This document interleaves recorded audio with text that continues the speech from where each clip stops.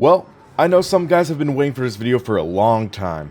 I'm William Mars for the Sim Racing Paddock, and here is our review on Project Cars 2. Project Cars 2 is the sophomore entry in the series by Slightly Mad Studios, which has garnered quite a bit of controversy. Underneath a rather buggy exterior was a fairly decent racing game, but a lot of behind-the-scenes drama left many in the sim racing community, myself included, rather burned. Now, Project Cars 2 is here, with Bandai Namco and Slightly Mad Studios promising to make up for the problems encountered in Project Cars 1, and then add some more goodies on top of it to make it a solid racing game.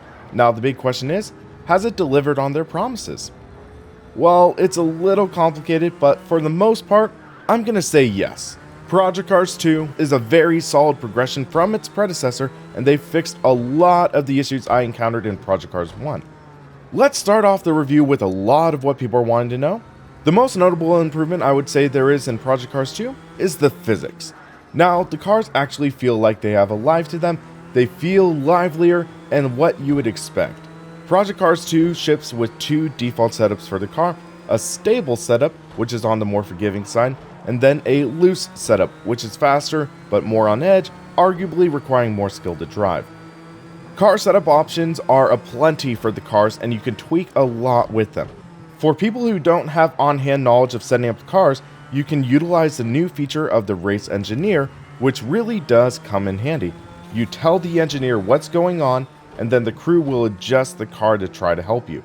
It's a great tool to be able to learn how to set up cars and optimize them for tracks. So let's get into why I feel the physics actually are better. In Project Cars 2, the tires were a major improvement. You really did feel like you're driving on tires with rubber on it. You feel the flex in the sidewalls. It's actually quite similar to RFactor 2 in my opinion. Now, I would have liked to see some more improvements such as flat spotting felt through the wheel, but I'm at least proud with what we got. And the tire improvements really breathe life into the cars. They're very lively. You do feel that edge that you're riding on. If you cross that edge, it is still savable, but it is more difficult to drive.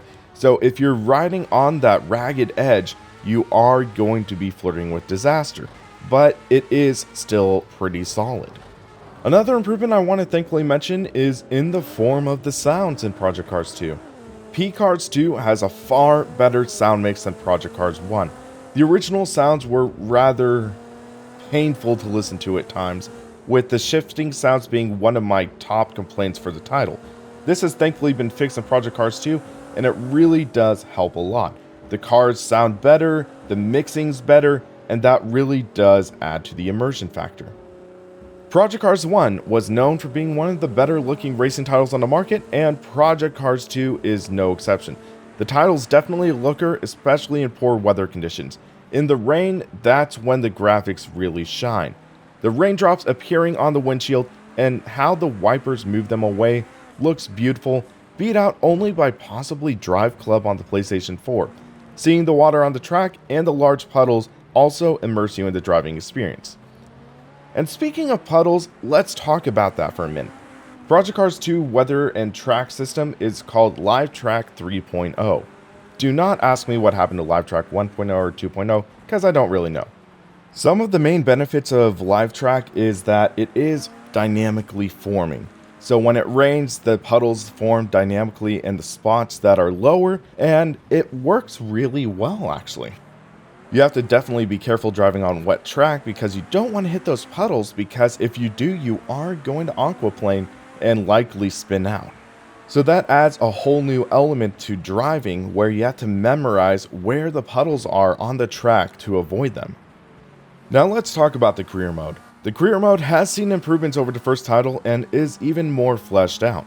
There are 5 career paths you can take which simulate racing ladders for open wheel, Le Mans prototypes, GT, touring car, and rallycross.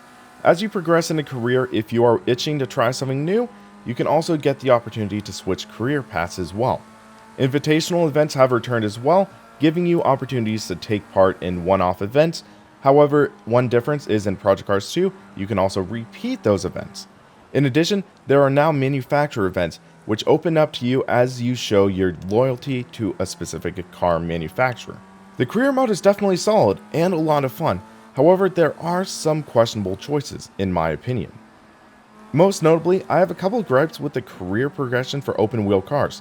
To be frank, I'm not really sure if the IndyCar series should be at the top of the ladder for that discipline. I know it's the officially licensed series of the bunch, and it's a big ticket series, but I think that the Formula X would have been a better fit for the pinnacle of open wheel racing. That's a personal preference, your opinion may differ, but I think it would have been better off that way. So these features are good and all, but how was the actual racing? Well, it's made some solid improvements, but the AI still isn't perfect. They definitely still suffer from what I like to call first corner-itis, and commonly at the start of the race they'll bunch up and it's a bit of a mess. Fortunately, they clear up quite quickly and get pretty competitive. The AI will actually race you, capitalize on your mistakes, and for the most part not go out of the way to hit you. There are still some instances where they will exhibit Project Cars 1-like behavior, but it's a significant improvement over where the first title was. The tracks are also, for the most part, an improvement over the first Project Cars. Over 20 new circuits have been added to the track roster, with all of the new real-world circuits being laser scanned. That brings the track roster to nearly 60 circuits. Rallycross courses and ice tracks are also welcome additions, bringing solid diversity to the title.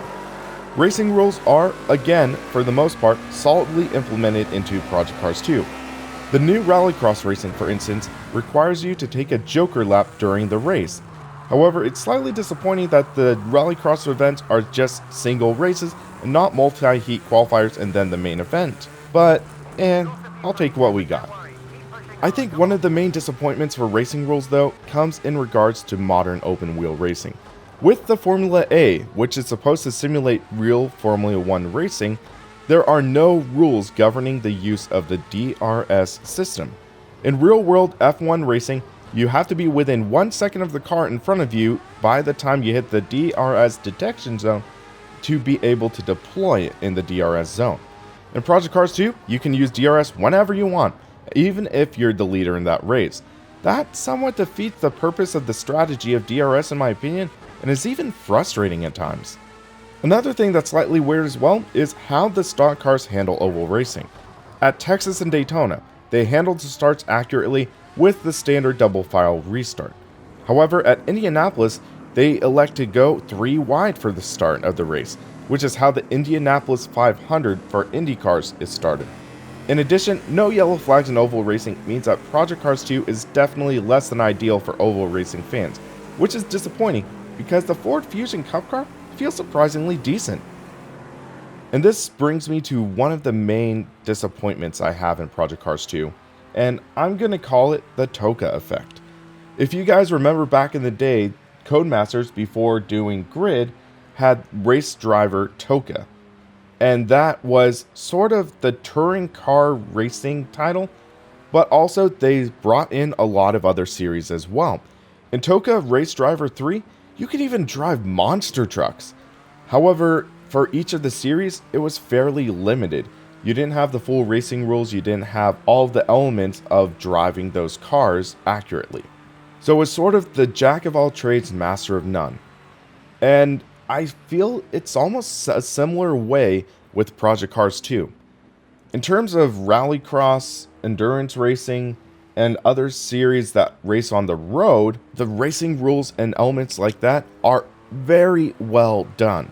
However, for IndyCar, for NASCAR, and some of the other series, it feels slightly gimped. And I'm not going in expecting a full NASCAR racing simulation or a full IndyCar racing simulation. However, I would have loved to see cautions. I would have loved to see proper restarts. I would have loved to see a lot of things that were sort of missing. Especially when you take into consideration that there isn't really a current gen solid NASCAR racing title. This could have really capitalized on that.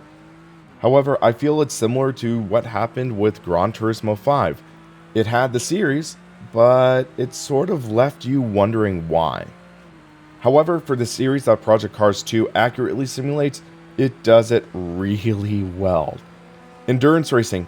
Thank God they have properly implemented multi-class racing now. It's a blast to drive. It's a blast to weave past the lower class cars and take that into strategy, using a slower car as a pick to make a pass for position. Driving in an endurance race around Le Mans, seeing the weather changing from dry to rain, that is a great experience. Rallycross, while it doesn't have the multi-heat, having that racing wheel to wheel on dirt and just flying it in there, it's a lot of fun. But my answer for the racing in general, it does it pretty darn well for the most part. I haven't really been able to test out the online racing due to this being a pre-release copy, but I'll likely do a follow-up video talking about my impressions on the online racing as well as the esports system. So stay tuned to the channel and you'll likely see that video coming soon. Another question I'm likely going to hear from you guys is, how does Project Cars 2 handle different displays? I'm thankful to say they handle it properly actually. True triple screen support is implemented, where it renders each screen separately and then you can fine tweak it. And another great thing is you don't actually have to activate NVIDIA surround spanning for it, and you can just activate it in the title and you can have it even when the three screens are rendered separately and not just rendered as one screen. Oculus Rift support is also pretty solid. I did run into a slight issue though. I believe the camera settings are kind of bugged right now. I had some issues with how the camera movement is. So for Oculus Rift and virtual reality, you're not really wanting too much movement outside of what your head is doing. So for me, I tend to try to keep the head movement down to a minimum. However, even when I had it set to 0, I was still noticing the head movement was too much. So I believe that's a bug. Hopefully they fix it in a future patch, but it's slightly irritating. Project Cars 2 is definitely drivable though with the Oculus Rift, and it is an incredibly immersive experience. One thing I do love is the menus are able to be navigated solidly with the Oculus Rift on. It's not like Assetto Corsa where you have to take off the headset and then navigate the menu and then put it on. You can just leave it on. One of the other common gripes with the original Project Cars was the over-complexity of the force feedback menu. I am pleased to say that Project Cars 2 has really resolved that in a pretty solid way. There are a few different presets for force feedback, and then you can tweak those to your liking. For more of the higher end wheels, you're going to go with the raw force feedback setting because that really does provide a solid, unfiltered feel to the force feedback. And then there's also the informative force feedback and the immersive force feedback, which can actually work pretty well for lower end wheels. For my Fanatic Club Sport Wheel V2.5, I used the raw preset and then added 10% to the gain. And that's it. It felt pretty well for me. It definitely did a great job of communicating what was going on through the wheel. I really did feel the wheels and the tires flexing under load through the force feedback, and I did actually get a good idea where the rear of the car was going. So I'm pretty happy with what Slightly Mad Studios did with the force feedback in Project Cars 2. Car damage is pretty darn well done. It can be a little touchy at times, and then on the flip side, it could be a little unresponsive too. But at the very least, you do have realistic damage. You can blow an engine, you can lose a wheel, and that is something that is kind of missing in some titles. So let's get on to the pros and cons and closing thoughts. Here are some of the pros. The physics are greatly improved over Project Cars 1. Force feedback has been simplified and improved. The Live Track 3.0 is great in terms of creating a dynamic track atmosphere, especially in poor weather conditions. The car roster has been solidly improved, including new manufacturers such as Ferrari and Porsche. Rallycross and ice racing are welcome additions. The Race Engineer is a great tool for being able to learn how to set up a car. Most of the new laser scan circuits are excellent and a blast to drive on. Project Cars 2 features the full IndyCar field. Solid support for multiple types of displays. Career mode has seen some great improvements. The most full-featured racing title as of right now. Now let's get to the cons. Stock car racing feels a bit like an afterthought. Feels like there should be more racing rules.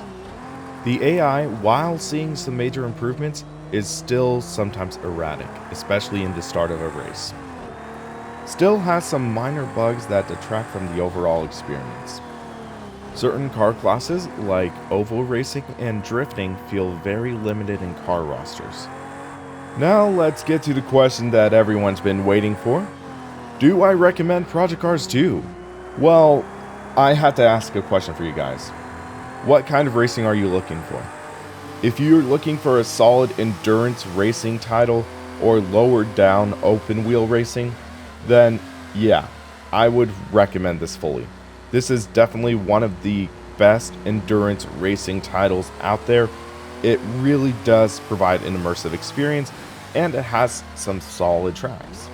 If you're looking for a solid oval racing title, I might suggest you look elsewhere.